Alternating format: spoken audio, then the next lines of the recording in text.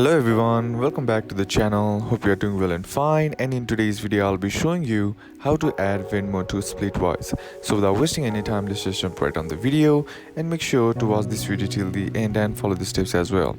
Now the first thing that you need to do is head over and open up your SplitWise app. And once you're inside there, be sure to be logged into your account as well.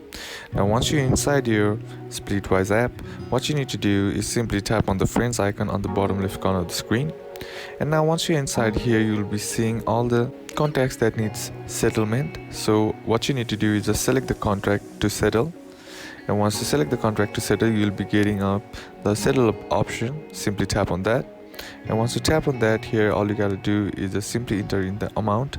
And once you do that, in order to pay at Venmo or pay through Venmo, what you need to do is there are two conditions. The first is that this option is available to US citizens.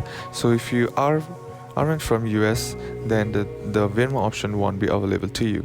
But if you are from US, here you'll find an option through Venmo and which you can add Venmo to SplitWise, and that's basically how to do it. And that's it for today's video, guys. Hope this video was useful to you. Leave a like if it did, comment down below what the next video should be on, consider subbing to the channel. Thanks for watching. Bye bye.